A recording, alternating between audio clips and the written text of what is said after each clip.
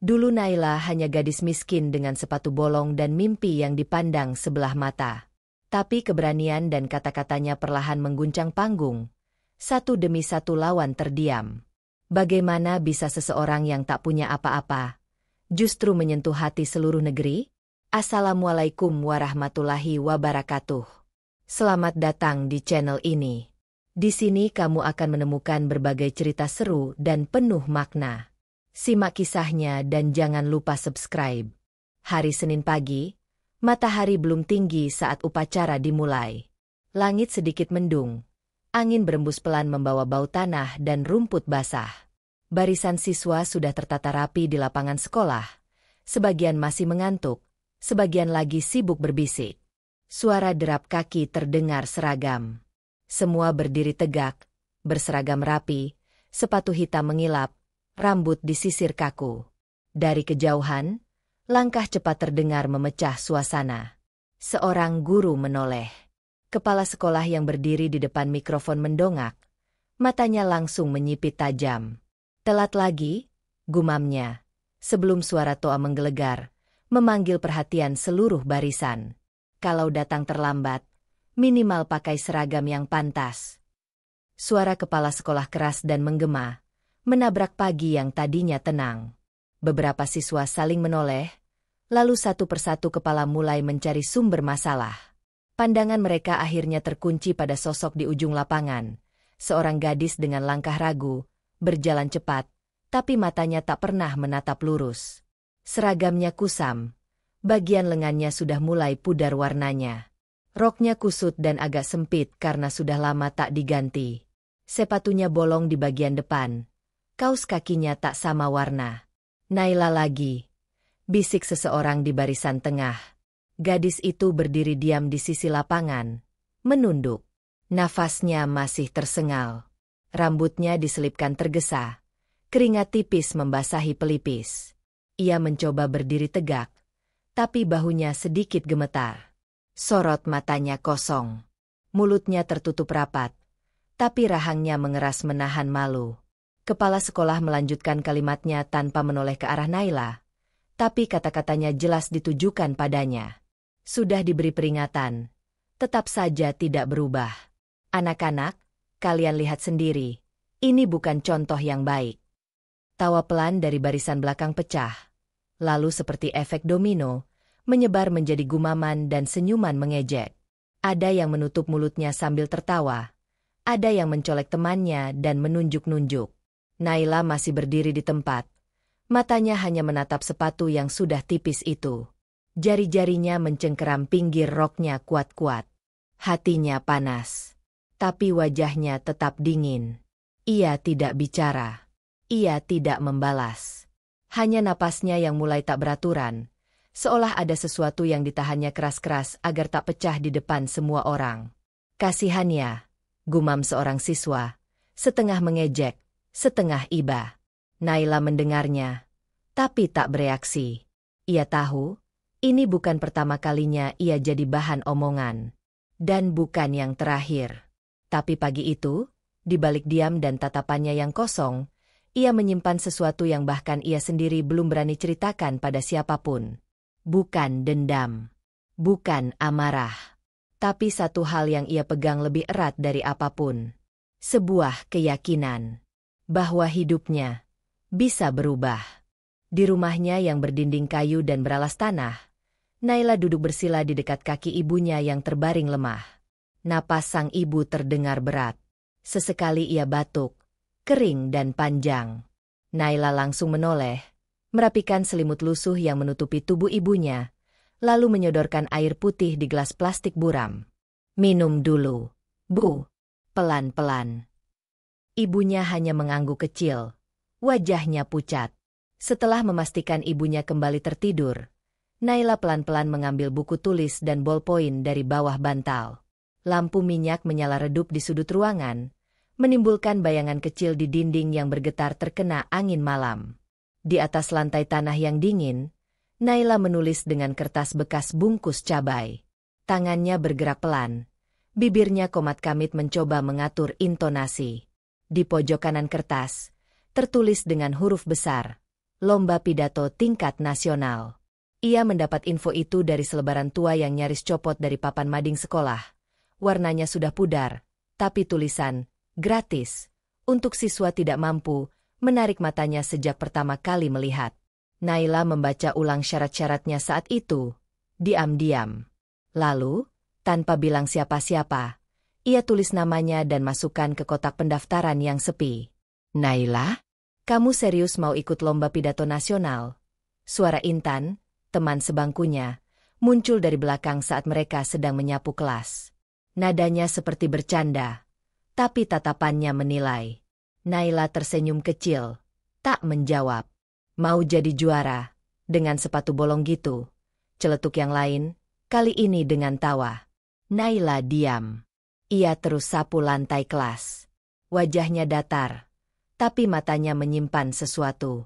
Saat teman-temannya sibuk membahas lomba seperti bahan lelucon, Naila justru mencatat satu persatu poin penting dalam buku saku kecil yang selalu ia bawa. Setiap hari sepulang sekolah, Naila membantu ibunya lebih dulu. Mencuci piring, menyapu halaman, lalu mengantar sisa sayur jualan yang belum habis ke rumah tetangga yang mau menerima. Setelah semua selesai, ia bawa naskahnya ke pinggir pematang sawah. Di sana, tempat sepi dan terbuka, ia berdiri sendiri sambil membaca lantang. Suaranya menyatu dengan suara jangkrik dan angin sore. Kadang ia menghentikan bacaan, memperbaiki kalimat, lalu mengulang lagi. Tak jarang beberapa petani yang lewat melihatnya heran. Tapi Naila tetap lanjut. Ia tahu, tidak semua orang mengerti apa yang sedang ia perjuangkan. Di rumah, ia berdiri di depan cermin kecil yang retak, memperhatikan gerak mulut dan tangannya. Kadang ia mencoba berbagai ekspresi, menyesuaikan dengan isi pidato. Tidak ada pelatih. Tidak ada video latihan. Tidak ada yang mengoreksi atau memberi saran. Tapi setiap malam, ia merekam suaranya lewat ponsel jadul milik ibunya yang kadang mati sendiri. Ia dengarkan lagi, catat bagian yang kurang. Tangannya menulis, matanya serius, pundaknya tegang tapi wajahnya penuh semangat. Tekad itu tumbuh diam-diam, tapi kuat.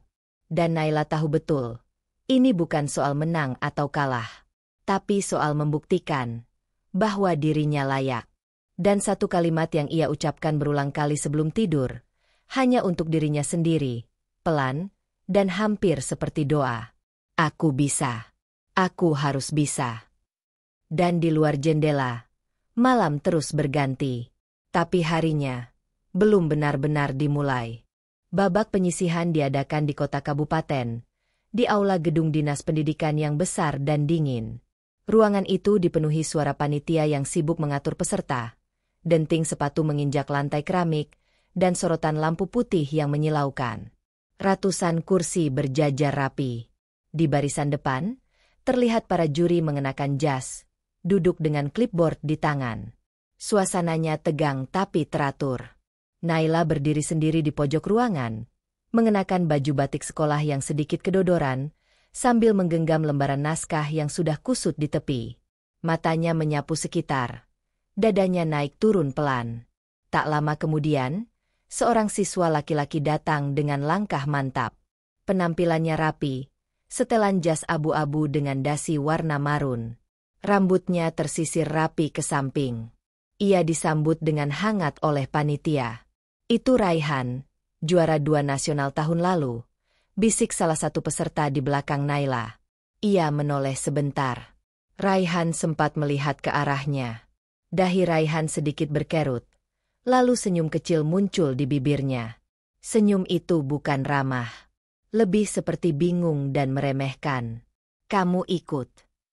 Raihan mendekat, suaranya pelan tapi terdengar jelas.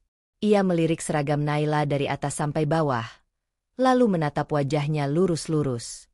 Serius? Kamu mau tampil juga? Naila menatap sebentar, lalu mengangguk kecil. Iya, jawabnya pendek. Raihan tertawa pelan sambil menggeleng. Wah, semangat banget. Tapi lomba ini bukan buat coba-coba, ya. Ia lalu berlalu, meninggalkan aroma parfum mahal yang kontras dengan suasana hati Naila yang tiba-tiba terasa berat. Tapi Naila tetap berdiri di tempat. Ia menggenggam kertasnya makin erat. Tidak ada rasa gentar, hanya sedikit sesak. Giliran tampil tiba. Raihan maju duluan. Ia melangkah ke podium dengan percaya diri. Suaranya lantang, artikulasi jelas, tangan terangkat di waktu yang pas. Penonton diam. Beberapa guru dari sekolah lain berbisik kagum. Raihan tampil sempurna. Naila melihat dari balik tirai. Matanya fokus, tapi pikirannya tidak goyah. Ia tahu penampilannya tak bisa seperti itu. Tapi bukan itu yang ia bawa ke panggung. Saat namanya dipanggil, Naila berjalan ke depan dengan langkah tenang. Sepatu tuanya berdecit pelan di lantai mengkilap. Ia berdiri di podium, membetulkan mikrofonnya. Aula itu sunyi. Ia membuka kertasnya, lalu menatap ke arah juri. Saya Naila dari SMA 3 Cempaka. Suaranya tak keras, tapi jernih. Ia mulai bicara, dengan naskah yang ia hafal semalaman. Tentang perjuangan, tentang ibu, tentang mimpi yang dipendam orang miskin. Suasana berubah. Tak ada efek panggung. Tapi kata-katanya mengendap pelan-pelan di dalam kepala orang-orang. Beberapa juri menunduk sambil mencatat. Seorang panitia perempuan terlihat menyeka ujung matanya. Dan ketika pidato selesai, tak ada tepuk tangan meriah. Tapi semua menatap Naila lebih lama dari biasanya. Ia turun panggung dengan tenang. Dan di barisan belakang, Raihan menyilangkan tangan, wajahnya sulit dibaca. Tapi matanya tak lepas dari punggung Naila. Saat pengumuman peserta yang lolos ke tahap selanjutnya dibacakan, suara panitia terdengar lantang. Naila, SMA 3 Cempaka. Beberapa peserta terlihat terkejut. Raihan mengangkat alis. Ia menoleh ke kiri, ke kanan, lalu kembali menatap ke arah Naila yang berdiri mematung. Tak ada senyum di wajahnya. Hanya satu pikiran yang terlintas dalam benaknya saat itu. Kenapa dia bisa? Makin dekat ke grand final, tantangan makin berat. Jadwal lomba dikirim lewat email sekolah dan ditempel di papan pengumuman. Final akan diadakan di ibu kota. 5 hari lagi. Wajib hadir sehari sebelumnya untuk technical meeting. Naila hanya berdiri menatap kertas pengumuman itu, tidak bicara. Kepalanya penuh perhitungan. Ia tahu ini bukan soal mampu atau tidak mampu tampil, tapi soal bisa berangkat atau tidak. Jarak ke ibu kota 8 jam naik bus. Biayanya tidak sedikit. Ia belum bicara pada siapapun, bahkan kepada ibunya. Di rumah, Naila terlihat lelah. Matanya bengkak karena begadang. Tangannya kasar karena setiap pagi ia tetap membantu ibunya keliling, mendorong gerobak sayur. Sore ia latihan, malam mencuci, lalu belajar lagi. Semangatnya ada. Tapi tubuhnya mulai kalah. Suatu malam, saat sedang melipat pakaian, ibunya bertanya pelan. Naila, jadi ikut ke Jakarta? Naila menunduk, pura-pura sibuk melipat. Belum tahu, Bu, mungkin enggak jadi. Ibunya menoleh. Kenapa? Naila diam sejenak. Suaranya lirih. Uangnya belum ada. Tiket, makan, penginapan, semua mahal. Naila enggak bisa maksa ibu. Hening sejenak. Lalu Bu Widi berdiri pelan, masuk ke kamar, dan beberapa menit kemudian kembali sambil menggenggam sesuatu di tangannya. Tangannya gemetar. Wajahnya terlihat berat. Ia duduk di samping Naila, membuka telapak tangan. Di sana ada kalung emas tipis, sudah agak kusam. Ini punya bapakmu. Dulu dikasih waktu beliau masih kerja di proyek. Ibu simpan buat darurat. Naila menatap kalung itu. Wajahnya langsung berubah. Bu, jangan. Naila enggak mau ambil itu. Bu Widi menarik nafas panjang, lalu dengan suara pelan tapi tegas, ia menyelipkan selembar uang ke tangan Naila. Ini hasil jualnya. Ibu cuma bisa bantu segini. Tapi ibu percaya, kamu pantas berangkat. Menang atau kalah, Naila tetap juara buat ibu. Air mata Naila jatuh. Tapi ia tak menjawab. Hanya menggenggam uang itu erat-erat sambil memeluk ibunya dengan pelan. Waktu berjalan cepat setelah itu. Malam sebelum keberangkatan, Naila menyiapkan tas kecil, hanya berisi baju ganti, naskah pidato, dan roti isi buatan ibunya. Ia pamit sambil mencium tangan Bu Widi. Doakan Naila, Bu. Nanti kalau udah sampai, Naila telepon. Bu Widi mengangguk, tak berkata apa-apa. Matanya merah. Tubuhnya bersandar di pintu saat Naila berjalan cepat keluar rumah, menuju pinggir jalan tempat bus malam akan berhenti. Udara malam itu dingin, lampu jalan remang-remang, dan suara jangkrik terdengar jelas di sepanjang perjalanan Naila berjalan sendiri. Ketika bus besar berhenti dan pintunya terbuka, Naila naik pelan. Ia memilih duduk di dekat jendela. Tasnya di pangkuan. Tangannya tak henti memegang amplop uang itu, seolah takut hilang. Saat bus mulai melaju dan lampu-lampu desa menghilang satu persatu, Naila menatap gelapnya jalanan dan berbisik dalam hati. Aku nggak tahu apa yang akan terjadi nanti, tapi aku harus sampai. Dan malam itu, dalam perjalanan panjang yang dingin dan sepi, hatinya bergetar hebat, antara takut gagal dan percaya bahwa semua ini belum sia-sia. Gedung final penuh cahaya dan kemegahan. Langit-langit tinggi dipenuhi lampu sorot yang silau. Layar besar menayangkan nama-nama peserta dengan efek animasi. Di bagian depan, meja juri berjajar rapi, dihiasi papan nama dan mikrofon. Kursi penonton penuh. Sebagian adalah guru pendamping, sebagian keluarga peserta. Suara panitia terdengar lewat pengeras, memanggil nama, memberi aba-aba, menyebut waktu tampil. Suasana tegang tapi teratur. Semua peserta tampil dengan percaya diri. Pakaian mereka rapi, beberapa memakai blazer, ada juga yang berdiri dengan naskah di tablet. Gaya bicara mereka lancar, intonasi bagus. Penonton bertepuk tangan sopan di akhir setiap penampilan. Ketika nama Naila dipanggil, ruangan sempat hening. Langkahnya pelan menuju panggung. Ia mengenakan seragam sekolah biasa. Kemejanya pudar. Ransel kecil tersampir di punggung. Rambutnya dikepang seadanya. Tak ada makeup. Sepatunya bolong. Saat ia berjalan melewati deretan peserta lain, beberapa orang sempat saling melirik. Ada yang berbisik, ada yang menyenggol temannya. Panitia hanya menunduk, memberi aba-aba singkat. Naila berdiri di tengah panggung, menatap ke arah juri. Cahaya lampu menyorot wajahnya, membuat garis pelipis dan dagunya terlihat jelas. Ia menarik napas pelan. Mikrofon di depannya sudah siap. Nama saya Naila. Dari SMA 3 Cempaka. Suaranya tenang.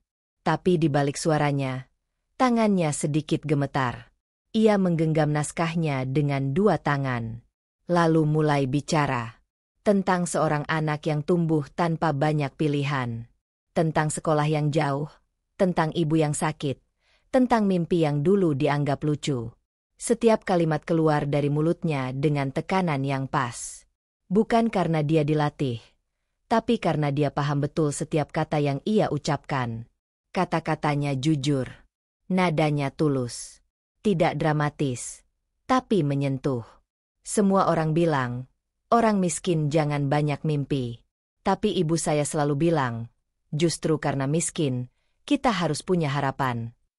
Mata juri mulai menatap lebih serius. Beberapa panitia yang tadi hanya memantau waktu kini ikut mendengarkan. Raihan, yang duduk di kursi peserta, menoleh perlahan. Wajahnya berubah. Tadinya datar, sekarang mulai fokus. Sementara Naila melanjutkan pidatonya. Ia bicara tentang perjuangan menghafal naskah di pinggir sawah. Tentang ibunya yang menjual kalung terakhir agar ia bisa berdiri di panggung itu. Tak ada suara lain di ruangan selain suaranya sendiri. Bahkan bisikan pun lenyap. Kamera televisi yang menyorot dari samping kiri secara tak sengaja mengambil gambar sepatunya. Sepatu bolong itu terlihat jelas di layar besar. Beberapa penonton mulai menyadari. Dan justru dari situlah, suasana berubah total. Tidak ada lagi yang bisa tertawa. Tidak ada yang bisa meremehkan. Saat Naila mengucapkan kalimat penutup, suaranya mulai bergetar. Tapi ia tidak menangis. Ia hanya menunduk sebentar, lalu berkata dengan suara pelan tapi jelas. Kalau hari ini saya kalah, saya tetap menang, karena saya sudah sampai di sini. Beberapa penonton berdiri. Beberapa juri mengangguk pelan. Dan ketika Naila menunduk tanda selesai, ruangan yang tadinya diam serentak bangkit berdiri. Tepuk tangan bergema, bukan karena kasihan, tapi karena hormat. Di antara barisan peserta, Raihan berdiri paling akhir. Tapi matanya berkaca-kaca. Ia tahu betul, hari itu Naila tidak sekadar tampil. Ia mengalahkan semua rasa ragu yang orang lain tanamkan sejak awal. Nama Naila diumumkan sebagai juara 1. Suara pembawa acara bergema dari pengeras, disambut sorak dan tepuk tangan yang pecah seketika. Sekujur tubuh Naila menegang. Matanya membulat, bibirnya bergetar. Ia sempat mematung di atas panggung, tak percaya dengan apa yang baru saja ia dengar. Naila, juara 1? Gumamnya pelan. Panitia di sampingnya menepuk pundaknya, mengarahkan tangan untuk menerima piala. Saat tangannya menyentuh logam dingin itu, tangisnya meledak. Air matanya jatuh deras, bukan karena piala di tangannya, tapi karena di antara ratusan wajah di belakang ruangan, ia melihat satu sosok yang tak pernah ia bayangkan akan hadir. Ibu. Berdiri tertatih di dekat pintu keluar. Tubuhnya dibalut jaket lusuh. Tangan kirinya memegang tongkat kayu tua yang biasa digunakan saat berjalan. Tapi wajahnya, wajah yang selama ini selalu lemah di atas ranjang, sekarang bersinar dengan senyum paling hangat yang pernah Naila lihat. Mata mereka bertemu. Naila langsung menutupi mulutnya, menahan isak yang makin keras. Ia melangkah turun dari panggung, membawa piala seperti anak kecil membawa mainan pertamanya. Beberapa juri tampak menyeka mata. Panitia menghampiri ibunya, menawarkan kursi roda, tapi sang ibu menggeleng. Saya bisa berdiri hari ini, ucapnya pelan. Karena anak saya berdiri di sana. Raihan menghampiri Naila di tengah kerumunan. Tak seperti biasanya, kali ini tak ada senyum sinis, tak ada sorot mata tinggi. Ia mengulurkan tangan dengan wajah tenang, nyaris menunduk. Selamat ya, ucapnya. Naila mengangguk sambil mengusap air matanya.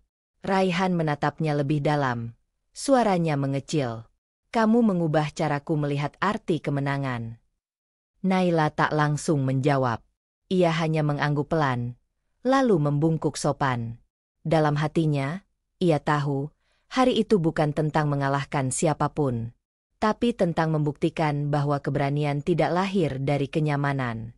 Piala itu mungkin hanya logam biasa, tak berat. Warnanya pun bukan emas asli. Tapi saat Naila duduk di dalam bus malam menuju kampungnya, piala itu berada di pangkuannya. Ia pegang erat dengan kedua tangan. Ibunya duduk di samping, tertidur bersandar di jendela. Napasnya pelan tapi damai. Kursi bus reot, pendingin rusak, jalan bergelombang. Tapi Naila menatap keluar jendela dengan mata kosong penuh pikiran. Ia sadar, hidupnya belum berubah sepenuhnya. Rumahnya masih reot, biaya kuliah belum jelas. Tapi sekarang, setidaknya, semua mungkin. Dan semua itu dimulai dari keberanian kecil. Dari kaki yang terus melangkah walau sepatu bolong. Cerita ini mengingatkan kita bahwa kemenangan sejati bukan soal penampilan, tapi keberanian untuk bertahan dan jujur pada hati. Semoga kisah Naila menginspirasi kita semua untuk tidak menyerah pada keadaan. Wassalamualaikum warahmatullahi wabarakatuh. Jangan lupa like, komen, share, dan subscribe untuk cerita-cerita inspiratif lainnya.